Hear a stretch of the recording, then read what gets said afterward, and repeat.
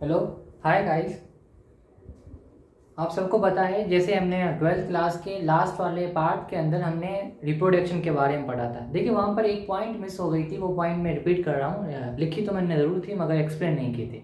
वो पॉइंट ये थी कि लाइफ स्पेन होती है अलग अलग ऑर्गेनिजम्स की, अलग अलग होती है, मगर लाइफ स्पेन किसी भी ऑर्गेनिजम्स की उसकी बॉडी के ऊपर डिपेंड नहीं करती।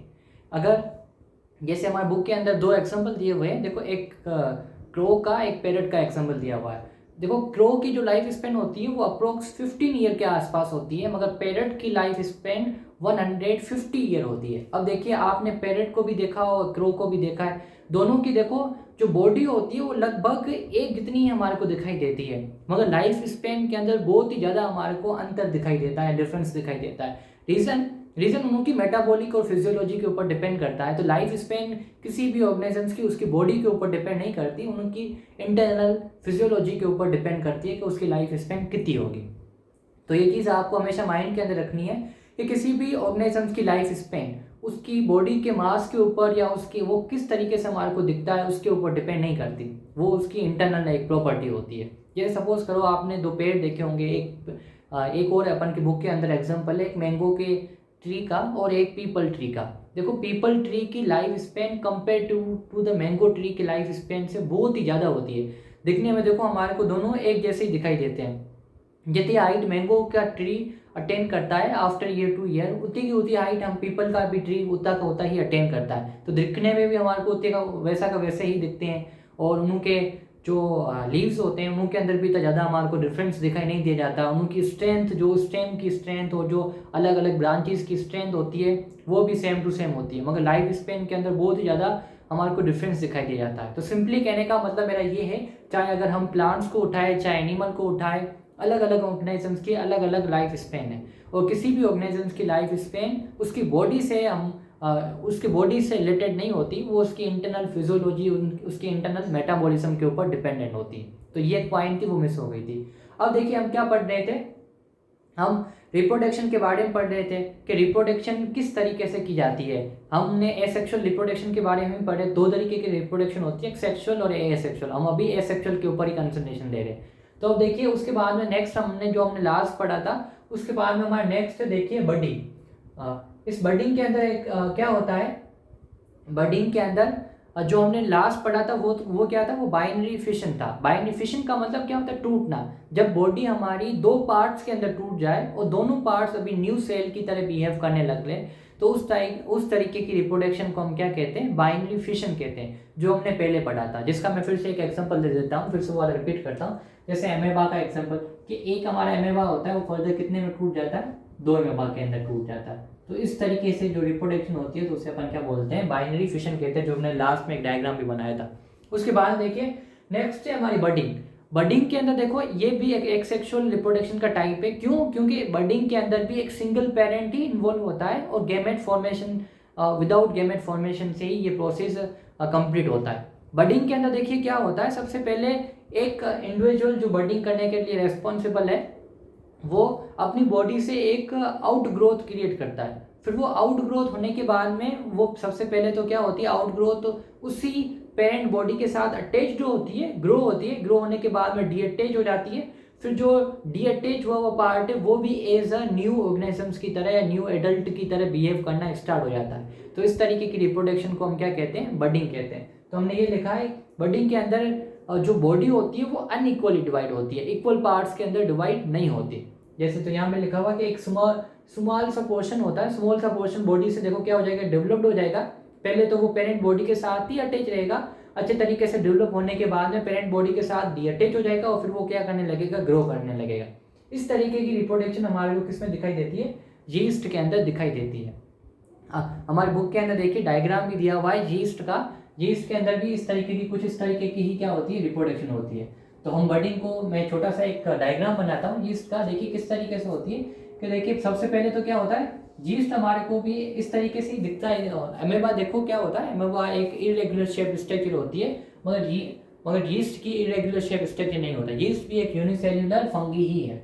अब इसमें क्या होता है, बीच वाला सेंट्रल पोर्शन किसको डिनोट कर रहा है, न्यूक्लियस को डिनोट कर रहा है। सबसे पहले जैसे मैंने पहले आपको बताया कि रिप्रोडक्शन होने से पहले हर सेल अपनी ग्रोथ को मैक्सिमम ग्रोथ को अटेन करता है, उसके बाद में रिप्रोडक्शन का प्रोसीजर स्टार्ट होता है। तो आफ्टर मैक्सिमम ग्रोथ अटेन होने के बाद में क्या होगा कि ये वाला पार्ट का न्यूक्लियस देखो एक ही बॉडी के अंदर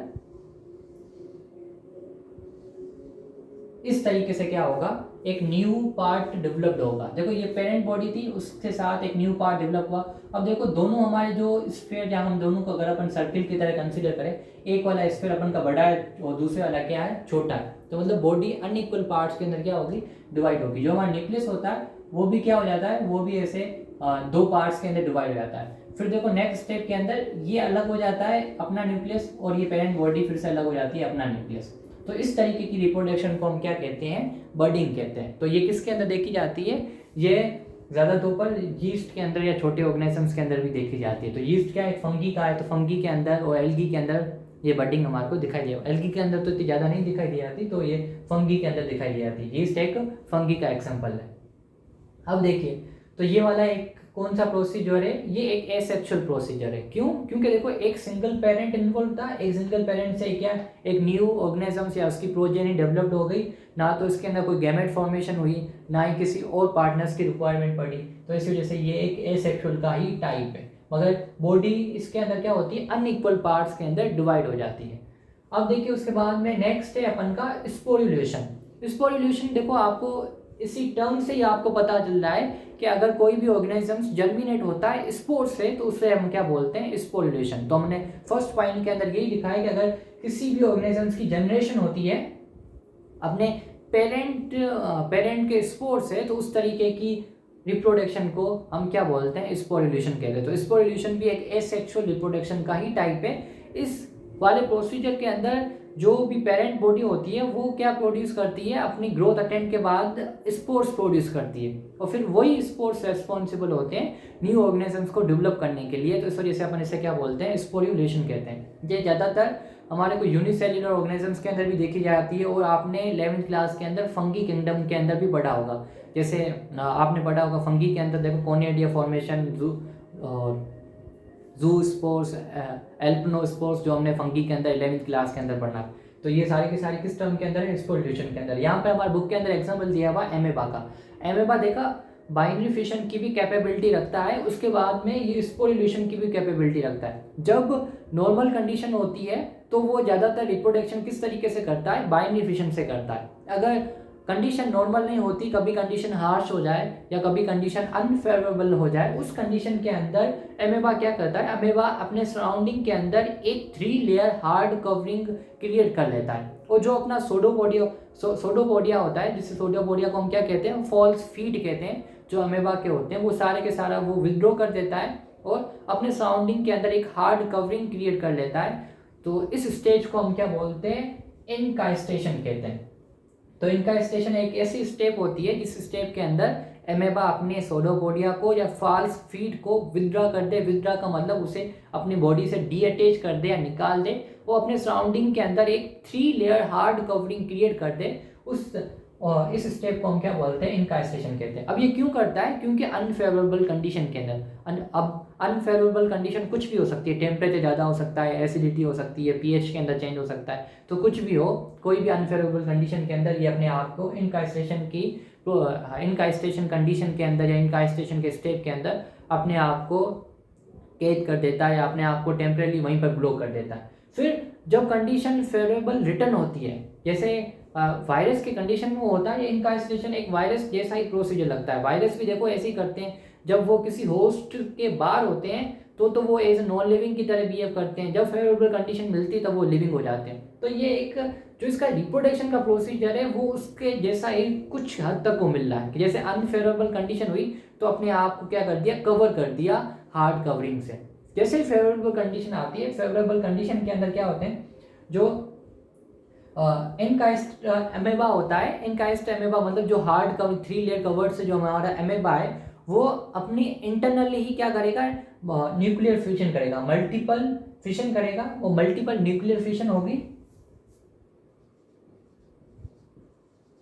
मल्टीपल न्यूक्लियर फिशन का मतलब जो उसका न्यूक्लियस होगा वो बहुत बार माइटोसिस की प्रोसीजर की हेल्प की वजह से बहुत ही टाइम्स क्या होगा, वो डिवाइड होगा। और उस न्यूक्लियस को एनर्जी कहाँ से ले आएगा डिवीजन की, जो एनर्जी उसके अंदर पहले से प्रेजेंट थी उसी एनर्जी को यूटिलाइज कर कर न्यूक्लियस जितनी पॉसिबिलिटी हो सकती है कि वो डिवाइड हो सकता है उतने टाइप वो उसी एमेबा के अंदर डिवाइड हो जाएगा। जब वो मैक्सिमम डिवाइड हो जाएगा उसके बाद में जो आउटर मोस्ट कवरिंग होगी वो तो क्या हो जाएगी, वो फिर से वो विड्रा कर देगा और छोटे छोटे माइन्यूट एमेबा या सोडोपोडियो स्पोर्स प्रोड्यूस करेगा, छोटे छोटे स्पोर्स प्रोड्यूस करेगा। अब क्या हुआ देखो, कवरिंग थी हमारी एमेबा की आउटर मोस्ट कवरिंग, जब फेवरेबल कंडीशन आई जो न्यूक्लियस था वो मल्टीपल न्यूक्लियर फिशन की वजह से बहुत ही ज़्यादा नंबर्स के अंदर डिवाइड हो गया। जैसे ही मैक्सिमम नंबर के अंदर डिवाइड हो गया तो उन जो छोटे छोटे हमारे न्यूक्लियस के पोर्शन बने हैं उन्हें हम क्या कहते हैं, माइन्यूट एमेबा कहते हैं या सोडोपोडियो स्पोर्स कहते हैं। अभी भी वो कहाँ पे प्रेजेंट है, अभी भी वो इनकाइस्टेट हुए हुए, मतलब 3 लेयर की कवरिंग सराउंडिंग भी है। फिर क्या होती है, ये 3 लेयर की कवरिंग जो होती है वो टूट जाती है और जो भी हमारे स्पोर्स होते हैं इंटरनल प्रेशर होने के कारण सारे के सारे स्पोर्स हमारे क्या हो जाते हैं, सराउंडिंग के अंदर फैल जाते हैं। जैसे हम एक छोटे बच्चे जो क्रैकर्स होते हैं, बॉम्ब वगैरह फोड़ते हैं, जैसे बॉम्ब फूटता है तो जो भी उसके अंदर जो पाउडर वगैरह होता है वो सारा मीडियम के अंदर इन्वायरमेंट के अंदर फैल जाता है, जैसे धुआं वगैरह। तो सेम तरीके से एमेबा भी इस तरीके से क्या हो जाता है, ब्लास्ट हो जाता है और जो भी उसके अंदर छोटे स्पोर्स है या सोडोपोडियो स्पोर्स है वो सारे के सारे सराउंडिंग के अंदर स्प्रेड हो जाते हैं। अब सराउंडिंग की कंडीशन फेवरेबल थी तभी तो क्या इनकाइस्टेशन की कवरिंग या जो 3 लेयर की कवरिंग है वो ब्रेक हो गई है। अब ये सारे के सारे स्पोर्स उसी सराउंडिंग के अंदर फिर से ग्रो करना स्टार्ट लगते हैं और सारे के सारे स्पोर्स एक न्यू एमेबा क्रिएट करने की कैपेबिलिटी रखते हैं। तो इस तरीके की रिप्रोडक्शन जहां पर एक पेरेंट बॉडी स्पोर्स प्रोड्यूस करे और वो न्यू स्पोर्स से एक न्यू ऑर्गेनिजम्स डेवलप हो, उस तरीके की रिप्रोडक्शन को हम क्या कहते हैं, स्पोरिल्यूशन कहते हैं। और ये भी एक एसेक्सुअल मेथड है। इस बार नीट के अंदर मेरे हिसाब से जो इनकाइस्टेशन है या ये वाला, ये इन दोनों पॉइंट के अंदर इस बार नीट के अंदर एमसीक्यूज आ सकता है या क्वेश्चन आ सकता है, क्योंकि ये बहुत ज़्यादा इंपॉर्टेंट हो। तो अगर जो भी नीट दे रहे हैं बच्चे, अगर इस साल दे रहे हैं तो ये वाले दोनों पॉइंट्स आप बहुत अच्छे तरीके से अपने माइंड के अंदर रखना। मतलब मेरे हिसाब से 80% से ज़्यादा या 90% से ज़्यादा ये वाला क्वेश्चन नीट के अंदर इस टाइम 2021 के अंदर पूछ सकते हैं। अब नेक्स्ट है देखो, कॉमन एसेक्सुअल रिप्रोडक्टिव स्ट्रक्चर। जो हमारे कौन कौन से ऐसे स्ट्रक्चर्स है किसी ऑर्गेनिजम्स के अंदर पाए जाते हैं जो एसेक्सुअल रिप्रोडक्शन के लिए रेस्पॉन्सिबल होते हैं। जैसे देखो है जू स्पोर बेसिकली स्पोरिल्यूशन का ही प्रोसीजर है। अगर जो हमारे स्पोर्स प्रोड्यूस होते हैं, क्या इनके पास कैपेबिलिटी है मूवमेंट की या इनके पास कैपेबिलिटी नहीं है मूवमेंट की? अगर कैपेबिलिटी होती है मूवमेंट की, क्यों? क्योंकि उनके स्पोर्स के सराउंडिंग फ्लैजिला होती है। तो इसी के कारण अगर ऐसे स्पोर्स जो मूव करने की कैपेबिलिटी रखते हैं वाटर के अंदर, उन्हें हम क्या कहते हैं, जू स्पोर्स कहते हैं। तो ऐसे जू स्पोर्स बेसिकली एक ऐसी स्ट्रक्चर होती है जो एसेक्सुअल रिप्रोडक्शन की वजह से ही प्रोड्यूस होती है। कौन कौन जू स्पोर्स से प्रोड्यूस होते हैं? फंगी और एल्गी। एक होते हैं कोनेडिया बेसिकली एक कोनेडिया भी जस्ट लाइक क्या होती है, स्पोर्स ही होते हैं कोनेडिया, मगर डिफरेंस ये होता है कि कोनेडिया मूव नहीं कर सकती वाटर के अंदर। और ये किसके अंदर देखा जाता है? पेंसिलियम के अंदर। और पेंसिलियम एक फंगी का एग्जाम्पल है। उसके बाद देखो बर्ड्स बेसिकली किसके अंदर? बर्ड्स मतलब बडिंग की वजह से। बडिंग कौन करते हैं? हाइड्रा और यीस्ट। जो हमने एक तो यीस्ट का एग्जाम्पल लिखा है, उसके अलावा हाइड्रा भी क्या परफॉर्म करती है? बडिंग करती है। हाइड्रा किस तरीके से करती है? देखो हाइड्रा की इस तरीके से क्या होती है, उसकी बॉडी होती है और उसके बॉडी के सराउंडिंग के अंदर इस तरीके से एक स्मॉल आउट ग्रोथ अकर हो जाती है। फिर ये आउट ग्रोथ अपनी मैक्सिमम ग्रोथ अटैच करने के बाद में अपनी पेरेंट बॉडी के साथ डीअटैच हो जाती है। ये तो देखिए क्या हो जाएगी, ये तो इसकी हो जाएगी पेरेंट बॉडी और ये डीअटैच होकर एक न्यू के अंदर क्या हो जाएगी? डेवलप हो जाएगी। तो 2 ऑर्गेनिजम्स बन गए अपन की एक ऑर्गेनिज्म से। तो इस वजह से अपन क्या बोलते हैं? इसको एसेक्सुअल रिप्रोडक्शन कहते हैं। ये किस में देखी जाती है? हाइड्रा के अंदर देखी जाती है। एक और देखो स्ट्रक्चर है गैम्यूल्स बेसिकली अगर आप बुक में देखोगे तो आपको एक स्पोर्स लाइक ही दिखाई देगा। आपको ऐसे लगेगा कि ये स्पंज है। ये स्पंज नहीं है, ये स्पंज के गैम्यूल्स है। जो आपको बुक के अंदर जो आपकी एक पिक्चर पड़ी है, फोटो पड़ी है, वो किसकी है? वो स्पंज की एक एसेक्सुअल रिप्रोडक्टिव स्ट्रक्चर है जिसका नाम क्या है? गैम्यूल है। जैसे अपन इसे क्या बोलते हैं? बर्ड्स बोलते हैं। तो इसी तरीके से स्पंज जो आप हमारी बुक के अंदर जो एक सराउंडिंग स्फेरिकल जो स्ट्रक्चर दी हुई है तो उसे अपन बोलते हैं। तो गैम्यूल एक एसेक्सुअल रिप्रोडक्टिव स्ट्रक्चर है जो एसेक्सुअल रिप्रोडक्शन में हेल्प करती है। और कौन फॉर्म करते हैं? स्पंज फॉर्म करते हैं जनरली स्पंज क्या करते हैं? इस गैम्यूल की हेल्प की वजह से ये एसेक्सुअल रिप्रोडक्शन परफॉर्म करते हैं। तो यहाँ पर हमारे एसेक्सुअल रिप्रोडक्शन का कुछ हद तक टॉपिक क्या हो जाता है, क्लियर हो जाता है। उसके बाद देखो हमारा नेक्स्ट टॉपिक स्टार्ट होता है वेजिटेटिव रिप्रोडक्शन। अब वेजिटेटिव, देखो वेजिटेटिव टर्म आते ही हमारे माइंड में एक क्लियर हो जाती है कि ये वाली रिप्रोडक्शन किससे कनेक्टेड होगी, प्लांट से कनेक्टेड होगी। अब प्लांट देखिए हमने 11th क्लास के अंदर पढ़ा है कि प्लांट भी एसेक्सुअल रिप्रोडक्शन भी परफॉर्म करते हैं और सेक्सुअल रिप्रोडक्शन भी परफॉर्म करते हैं। अब एसेक्सुअल रिप्रोडक्शन हम किसे कहते हैं, जो हमने डेफिनेशन हमारे लास्ट वाले चैप्टर के अंदर पढ़ी, उस हिसाब से ऐसा रिप्रोडक्शन का प्रोसीजर जिसके अंदर एक single individual new of spring produce या रिप्रोड्यूस करने की कैपेबिलिटी रखता हो विद या विदाउट फॉर्मेशन ऑफ गैमेट्स, उस रिप्रोडक्शन को हम क्या कहते हैं, एसेक्सुअल रिप्रोडक्शन कहते हैं। मगर पेरेंट एक ही होना चाहिए, चाहे गैमेट फॉर्म हो चाहे ना हो, उससे हमारे को कोई मतलब नहीं, मगर पेरेंट एक ही होना चाहिए। अब हम वेजिटेटिव रिप्रोडक्शन को एक टाइप भी कह सकते हैं एसेक्सुअल रिप्रोडक्शन का, या हम एसेक्सुअल रिप्रोडक्शन ही वेजिटेटिव रिप्रोडक्शन भी कह सकते हैं। तो दोनों टर्म्स के अंदर हम वेजिटेटिव रिप्रोडक्शन को इंक्लूड कर सकते हैं। अगर आप ये बोलिए vegetative reproduction is a type of asexual reproduction, ये भी सही माना जाएगा। ये vegetative reproduction is a asexual reproduction, ये भी सही माना जाएगा। हमारी बुक के हिसाब से वेजिटेटिव रिप्रोडक्शन एक एसेक्सुअल रिप्रोडक्शन है। हमारे बुक के अंदर ये लिखा हुआ है कि एनसीईआरटी के हिसाब से कि जो प्लांट होते हैं जो वेजिटेटिव रिप्रोडक्शन परफॉर्म करते हैं, हम जनरली जो छोटे ऑर्गेनिजम्स होते हैं प्रोटिस्टा के अंदर, मोनिरा के अंदर या एनिमल्स के अंदर, जब वो एसेक्सुअल रिप्रोडक्शन परफॉर्म करते हैं तब तो हम टर्म एसेक्सुअल ही यूज़ करते हैं। जब प्लांट एसेक्सुअल रिप्रोडक्शन यूज़ करते हैं या जब प्लांट एसेक्सुअल रिप्रोडक्शन से रिप्रोड्यूस करते हैं, तब हम वहाँ पर एसेक्सुअल रिप्रोडक्शन टर्म यूज़ नहीं करते, वहाँ पर अपन यूज़ क्या करते हैं, रिप्रोडक्शन यूज़ करते हैं। जैसे सिनोनिम्स होते हैं, तो हम ये सपोज कर सकते हैं कि वेजिटेटिव रिप्रोडक्शन एसेक्सुअल रिप्रोडक्शन का सिनोनिम है। तो एसेक्सुअल रिप्रोडक्शन या वेजिटेटिव रिप्रोडक्शन एक ही बात है, रियल के अंदर भी एक ही बात है और हमारे एनसीईआरटी के बुक के हिसाब से भी एक ही बात है।